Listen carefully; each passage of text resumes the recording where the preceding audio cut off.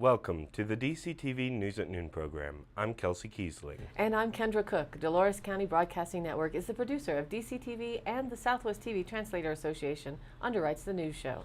If you have a news topic or tips you'd like to see covered, give us a call. The studio number is 677-4119. Today's show runs Tuesday at noon and is rebroadcast at 3 and 6 p.m. and again re-aired on Friday at noon, 3 and 6. Today is September 12th, 2017, and now the news at noon.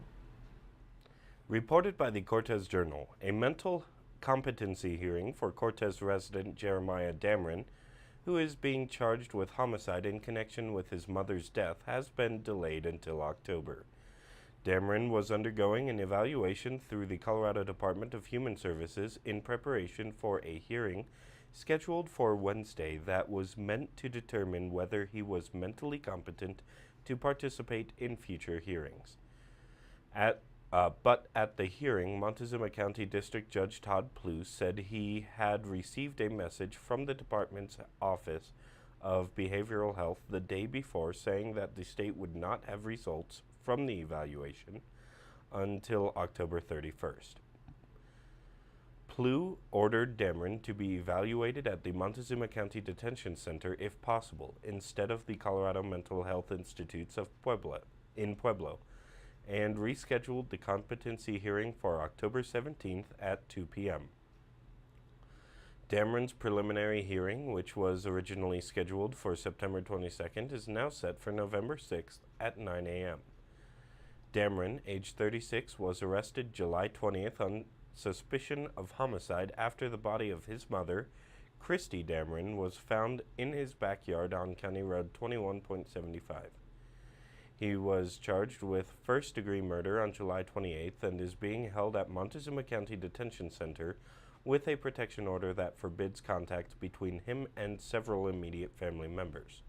A first-degree murder charge carries a minimum sentence of life in prison and a maximum sentence of death. Reported in the Cortez Journal, Grand Junction City Councilman Chris Kennedy announced his run for Colorado's 3rd Congressional District seat on Saturday during a visit to Durango. Kennedy, a Marine Corps veteran and Democrat, will challenge U.S. Representative Scott Tipton, Republican of Cortez, in the 2018 congressional race. Colorado's 3rd Congressional District is predominantly rural and includes 29 counties over 54,000 square miles. It is fair to say we've been let down over the last 8 years by the representation we have in Washington, he told a small crowd gathered at Rotary Park on Saturday afternoon. He said the voices from the left and right have been let down because of all the noise in politics. Kennedy was elected to the Grand Junction City Council in April 2015, and his term expires in May of 2019. State Representative Diane Mitch Bush, Democrat from Steamboat Springs, has also announced her run for the seat in July. Kennedy slammed Tipton's lack of action over the past 8 years and accused him of catering to wealthy donors. Last year, Tipton won re-election by about 15 percentage points in a race against former state senator Gail Schwartz. As one of his focuses, if elected, Kennedy touted the importance of rural broadband internet access. Secure, reliable, and affordable broadband is essential, he said. We need to invest in what I like to call the electrification of the 21st century. Rural Colorado has its disadvantages, and broadband is the big game changer. He also touched on renewable energy and stressed the importance of working together to find solutions. Kennedy fielded several questions from the audience about health care, the Deferred Action for Childhood Arrivals program, and his campaign. He gave his support for both the DACA program and single-payer health care. Quote, "I think single-payer health care is where we need to get to," he said. "A lot of people don't understand it but depend on Medicare and do not realize that that is government delivered." Kennedy said his time as a Marine helped prepare him for his potential political career. According to the Cortez Journal, a campaign by the Pew Charitable Trust to raise awareness of eroding infrastructure at national parks recently swung through Cortez. Restore America's Parks aims to address an estimated $11.3 billion worth of deferred maintenance needs across 400 national park units, according to a Pew Charitable Trust's report. Colorado's 12 national parks and monuments have racked up $277.2 million in backlogged maintenance needs based on fiscal year 2016. Mesa Verde National Park reports $65.7 million in maintenance needs that have been delayed because of budget constraints. The National Park Service, citing aging facilities, increased visitation, and unreliable funding, hasn't kept pace with infrastructure repairs, campaign organizer Michael Dabbs said during an August 18th meeting at the Wild Edge Brewing Collective in downtown Cortez.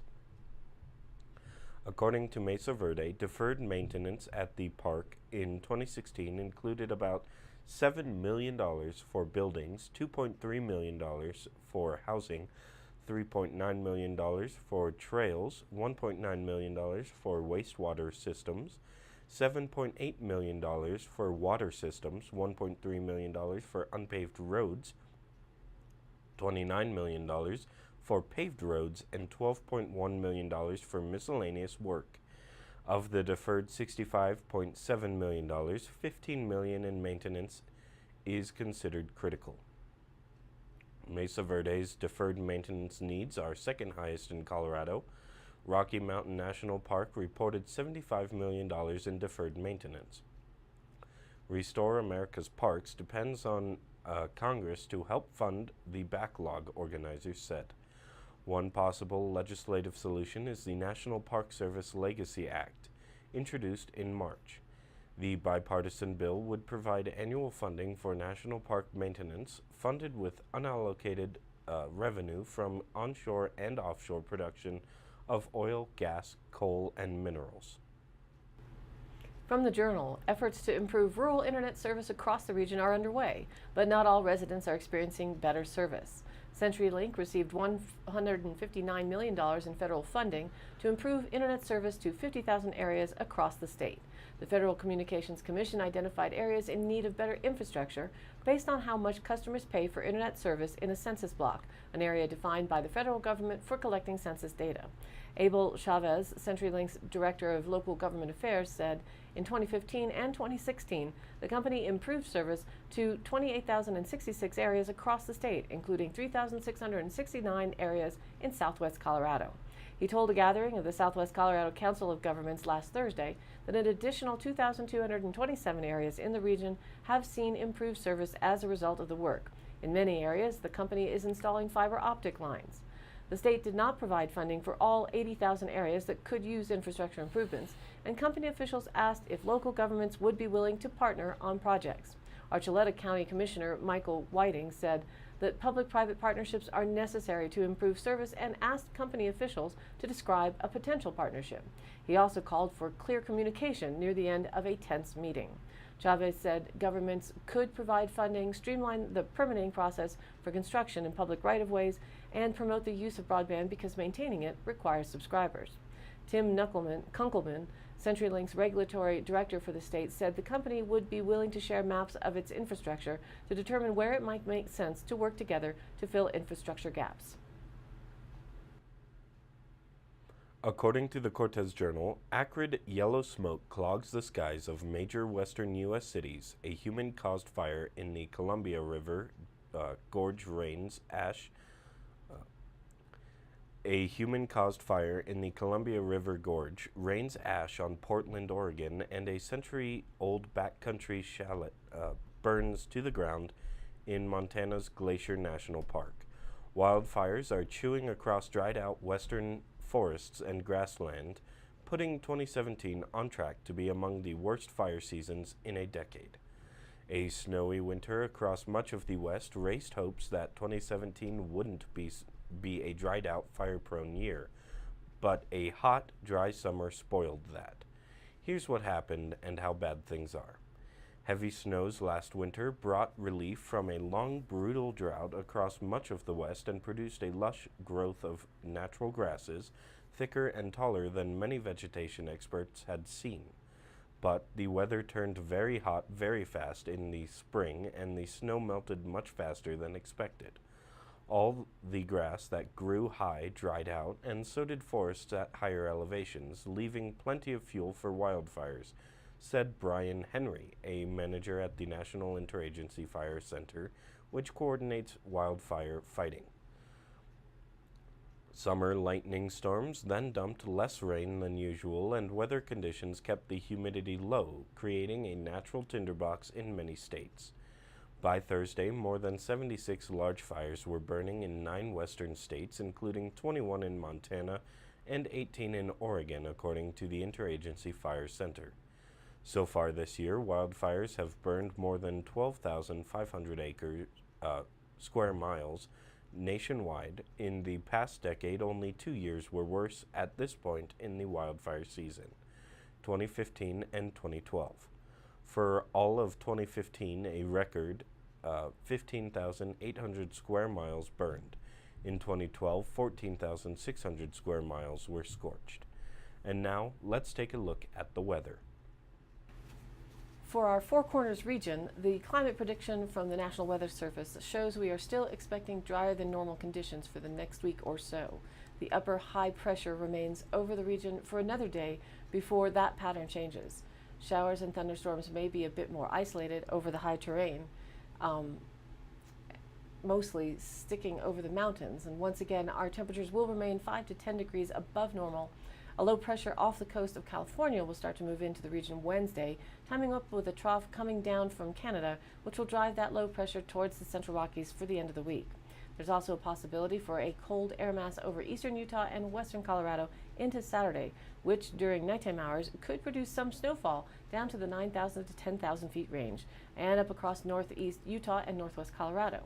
If it does occur as snow or just rain, it will be light. The remainder of the weekend for the region should remain mostly dry. According to AccuWeather, despite weakening to below hurricane strength, Irma will still bring disruptive weather to much of the eastern U.S. today. Rain will continue to soak parts of the southeast and spread into the Ohio Valley and southern mid-Atlantic by this afternoon. The heaviest rainfall is expected to inundate northern Georgia, northeastern Alabama, South Carolina, and southwestern North Carolina. Estimates of 1 to 2 inches with localized amounts of up to 2 to 4 inches. You can see those low pressure L's on the map indicating the system coming in from the west, northwest, that may well bring snow to Wyoming into this weekend. Rain and moisture, which is a welcome sight in some of the dry Pacific Northwest area. However, the storms also may bring the potential for lightning. For our 5-day NOAA weather station forecast, southwest of Dove Creek, it's showing mostly sunny today with a high near 82, winds 5 to 10 miles an hour, southwest with a 20% chance of rain, with isolated showers and thunderstorms before 8 p.m. today. Lows overnight around 54 or lower, and Wednesday again, 20% chance of showers in the afternoon with mostly sunny skies and a high around 82. Lows again around 54. Thursday mostly cloudy with an increased chance of rain but a lower high temperature in the upper 70s. South-southwest winds 5 to 15 miles an hour with gusts as high as 30 miles an hour. That's on Thursday. Overnight it will be mostly cloudy in the upper 40s or lower 50s and continues with more chance of rain. Friday is looking to be sunny but much cooler with a high around 73. Low in the upper 40s, and then Saturday and Sunday will continue with a mix of sun and clouds and remaining with the highs in the low to mid 70s, lows overnight dropping to the mid to upper 40s. And now back to the news. Reported by the Cortez Journal, patients emerging from cancer surgery want to know, did you get it all? Now scientists are developing a pen-like probe to help surgeons better tell when it's safe to stop cutting or if stray tumor cells still lurk. The device is highly experimental, but laboratory tests show it uses molecular fingerprints to distinguish between cancerous cells and healthy ones far faster than today's technology, Texas researchers reported Wednesday. Assistant chemistry professor Livia Eberlin of the University of Texas at Austin, who is leading the work, said her team aims to begin testing the device during surgeries starting with breast cancer early next year. When surgeons think they've removed all of the tumor, they often also remove a thin layer of surrounding tissue called the margin, to be sure no cancer cells linger at the edge and increase the risk of relapse. For certain especially tricky tumors, surgeons sometimes pause for a half hour to more than an hour, the patient still under anesthesia, to await the results. For breast cancer and certain other types, often the answer doesn't arrive until a few days after surgery, raising the possibility of repeat operations. In contrast, our device is able to give an immediate readout in under a minute, said Utah research engineer Noah Geese. How it works. Cells produce unique sets of small molecules that perform various functions and thus also act as fingerprints. Researchers place the pen-like device directly onto the tissue, press a foot pedal to switch it on, and a tiny amount of water emerges to gently pull molecules from the cells in that spot. A tube carries the droplet to a machine called a mass spectrometer that identifies molecules by calculating their mass.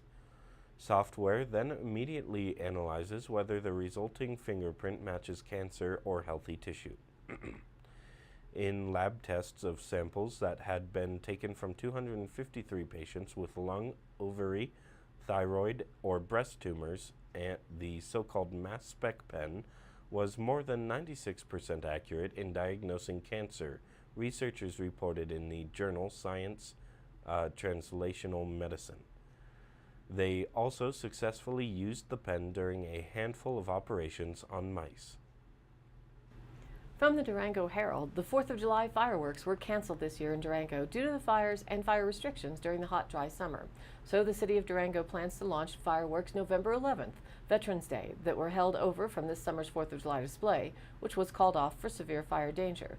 The fireworks are expected to be launched at dusk, about 6:30 p.m., from the usual spot near Green Mountain Cemetery, according to Scott Davis, spokesman for the Durango Fire Protection District. The city plans a community event leading up to the show, perhaps in Schneider Park or the Transit Center parking lot, said Mike Kelly, community events supervisor for the city. Details will be finalized this month. This summer's 4th of July fireworks were postponed because of existing fire danger, including the Lightner Creek fire, which burned 412 acres a couple of miles west of city limits. City officials considered several options for rescheduling the display, including New Year's Eve and during snowdown in early February, but they ultimately decided on Veterans Day because it is also a patriotic holiday and it's a good time of year, not too cold or snowy, Davis said. It's early enough that we shouldn't be limited by a bunch of snow and moisture, he said. It's a nice opportunity for folks to get out on a Saturday in November. Reported by the Cortez Journal, with names such as Big Jim and Miss Junie, a casual listener could have mistaken last weekend's kickoff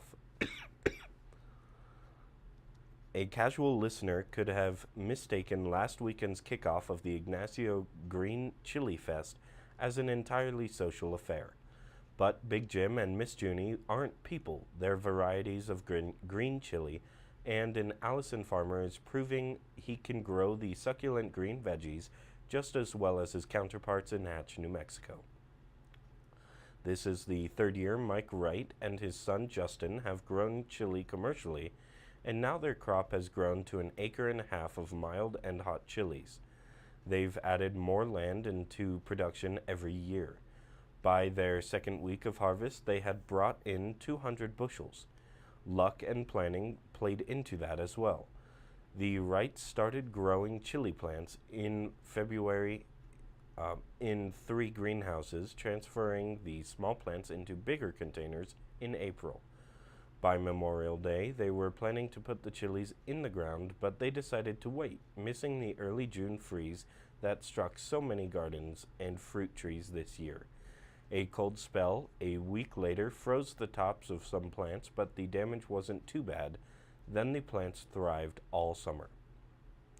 The Wrights use a drip irrigation system with plastic mulch that uses far less water than flood irrigation for the chilies, which they said could use as much water as their previous hay crop. Mike Wright said they'll keep harvesting until the first frost, which used to happen as early as August or September in Allison, but he said lately hasn't taken place until October. From the Cannabis.co, Damian Ferris isn't your typical farmer. His is the nickname of his mud-splattered white pickup truck, Smoked Tofu. 4 years ago, he was a hippie with no farming experience and a passion for weed. Now he's the co-founder of Colorado Cultivars, the self-proclaimed country's largest hemp farm just east of Eaton. The marijuana dispensary owner turned industrial hemp grower navigates the farm's sprawling fields like an old pro. Since 2014, when the U.S. Farm Bill legalized the growth of industrial hemp in states that regulated the crop, Ferris has been part of a rapidly growing industry in Colorado that is bringing farmers and cannabis enthusiasts into business together. The first year, people thought we were growing drugs, Ferris said from behind Smoked Tofu's wheel. Now, farmers are approaching us and asking how they can use hemp in their crop rotation. It's a big turnaround. Hemp doesn't look like your typical cash crop. It's less orderly than corn and grows like skinny Christmas trees in various shades of green. In some places on the Colorado cultivar's farm, the hemp grows so dense it's impossible to distinguish the rows it was planted in. Elsewhere, its light green stalks commingle with sunflowers. Industrial hemp is a sturdy crop championed by growers as multifaceted and sustainable. Defined as cannabis sativa L, plants with less than 0.3% tetrahydrocannabinols concentration, or the THC. Hemp requires less water than corn and can be used to produce cannabidiol, or CBD oil, a non-psychoactive cannabis compound used for medicinal purposes, and grain for a wide range of commercial items, including food and health products. And its industrial potential is far more wide-ranging. Hemp is so strong and lightweight that the auto industry is using it for car parts. It can also be used as construction material in homes, and researchers speculate that hemp biodiesel could one day be used as fuel. Colorado-grown hemp makes up more than half of U.S. domestic hemp production, said Dwayne Sinning, Assistant Director of Colorado Department of Agriculture's Plant Industry Division, and interest in the crop has grown exponentially since it became legal. The market is worth millions of dollars, but it's difficult to get a more specific idea of its value because the industry is changing so rapidly and price fluctuations are going so quickly, Sinning said. This year, farms around the state are expected to harvest up to 9,000 acres of hemp, compared with just 200 acres in 2014. The harvest yielded 5,900 acres last year and 2,200 acres in 2015, he said. But growers looking to cash in on benefits of growing hemp face a laundry list of challenges when entering the market: murky federal legality, lack of infrastructure, and uncertainty about American demand for hemp and hemp products. Growers can't even get crop insurance yet. Hemp, like all forms of cannabis sativa L, is classified as a Schedule I drug under the Controlled Substance Act, despite past legislative attempts to remove it. This past July, legislators introduced the Industrial Hemp Farming Act of 2017, a bipartisan bill that seeks to remove hemp from the Controlled Substance Act. In the meantime, the industry is moving steadily toward more consistency and lower risks for farmers. And now for the Dolores County Sheriff's Roundup for the week of September 4th through the 10th. A town resident reported a possible scam telephone call. The caller ID appeared as Dish Network, and the representative claimed that as a loyal customer, the resident qualified for an upgrade to a special three-way satellite at a substantial discount if they paid that day on the phone. The caller requested the resident's name, address, date of birth, and the last four digits of their social security number to verify identity. When the resident contacted Dish Network to verify the validity of the call, they stated this was not an authorized call and that the telephone number was most likely spoofed. A deputy investigated and found that this was, in fact, a scam. Dish Network does not ask for money over the phone, nor do they offer this three-way satellite. If you receive any call of this nature, before giving out or confirming any information, hang up and call Dish Network using the telephone numbers on your statement and verify the information. A town resident reported several people at Weber Park possibly arguing. A deputy responded and found that there were teenagers being loud. The deputy asked if they could keep the noise down. A report of an attempted theft of a trailer tire was made near the pumps.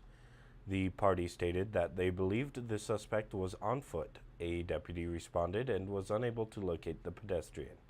An officer and coroner responded to an unattended death in the Groundhog area. A resident reported a tow hitch was stolen off of a vehicle while parked at a town business.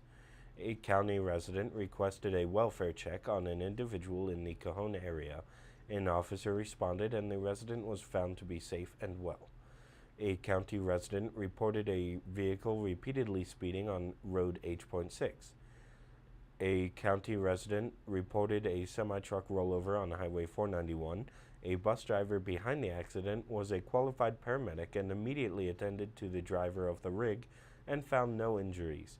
A Dolores County Sheriff's officer responded along with Pleasant View Fire Department, Duff Creek Volunteer Ambulance Services, Colorado State Patrol, Colorado Department of Transportation, and Dolores County Emergency Management.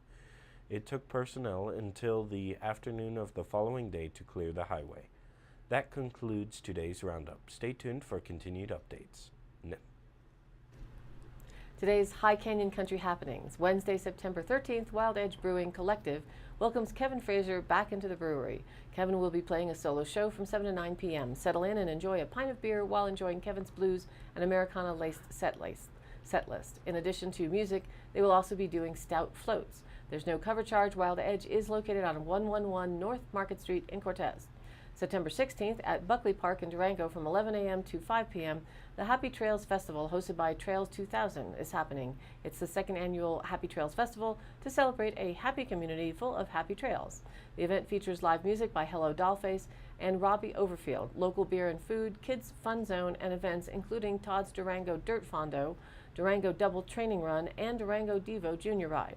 The event benefits the planning, building, and maintaining of the local trail network, educating trail users, and supporting connectivity on road, path, and trail. Title sponsors Ska Brewing and Zia Taqueria, and they're presenting new sponsors Mercy Regional Medical Center and Fort Lewis College. The cost is $10 per person in advance or $12 at the door the day of the event. Kids 16 and under are free. For more details, go online to trails2000.org. The Mount Lookout Grange plans its second annual pig roast, featuring live music, local brews, and a dinner on Saturday, October 14th.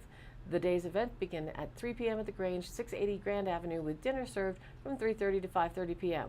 Kevin Frazier and Karut Roma will provide the music, according to a news release from the Grange, and the Mancus Brewing Company, Dolores River Brewery, and Wild Edge Brewing Collective will provide the beer.